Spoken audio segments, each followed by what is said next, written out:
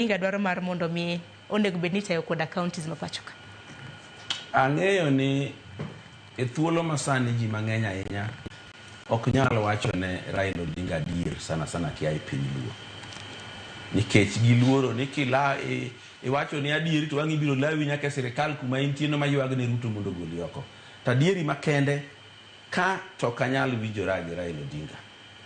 Kama corrupt maloyo county governments Kenya ka onge. Kendo CDF gi ngaf osetiyo maber percentage wise molo county governments. To kise winjo Raila Odinga e thuolo mosekalogi. Oywak kabisa ni mondo med counties pesa. To samo ywacho no med gi pesa ni to wacho ni mondo nyapara moket negi manono ka gitiyo gi pesa gol. Donge neno gimoro kanyo ka gwenye paro. En odwaro med counties pesa to dwa ni kik gibed answerable to the Senate. Kendo gik mang'eny macha sirkal mamalo timo odwa ni mondo counties otim.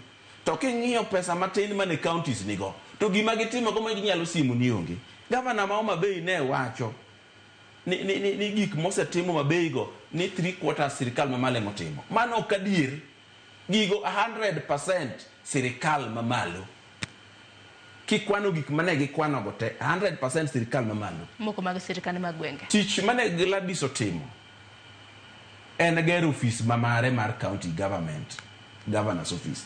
To ok ogere gi pesa, ogere gi loan ma governor mobiro ng'eye mabiro tieko chulo. Inyalo kawo loan ni gero gi mokel pesa. Kata no ger referral hospital maduong' biro kelo pesa nikech ji chulo to shabe chulo. Kata kani ikelo wach pi, kikelo pi maduong' ibiro yudo ka ji chulo pi to kelo pesa tichulo go loan no. To wadhi bede jela machalo ma Kenya national government nitie makawuono. Ma loan duong' molo nweng'o. Makoro pesa kabiro mathin to loan, kabiro mathin to loan, koro dongruok ochung' to fees to ger maromo gi State House. Dongruok ochung' to fees to wan go moingo mar Kiambu to economy ne en 20 times the economy of Mibadhi. To waingo Kiambu pod tiyo go fees council machon.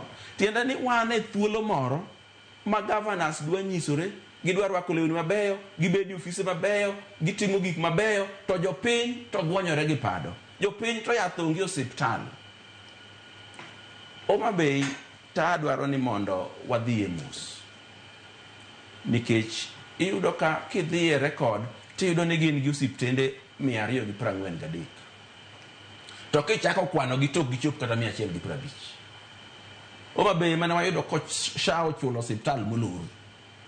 Nyoro no chulo osiptal moro miluongo ni Kandiege, ene mano yudo kuom osiptendi 1,000 mano chul.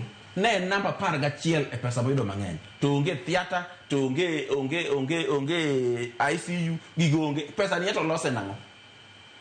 Mibadhi mokaw revenue moa osiptal oket ni mano on source revenue. Mano be makosa. On source revenue, ing'eni en revenue ma county mong'eni en adi to dhi timo ang'o.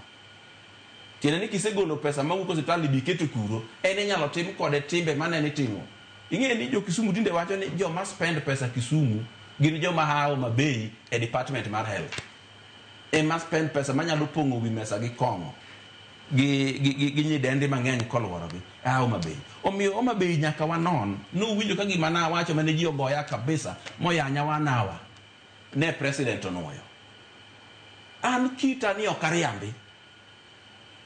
Be okariam kala ni kariambo to wangi bi riemba ti. Tich no bi riemba ta ne okonyola ni nyaka ti. Be ne okonyola ni mondo abed mujumbe. Ji mang'eny mine nopongo ka gi Range Rover gi V8 gi Lexus gi. Ok gin wajumbe. Gina jo Kenya matimo tim gi to loso pesa gi to dak.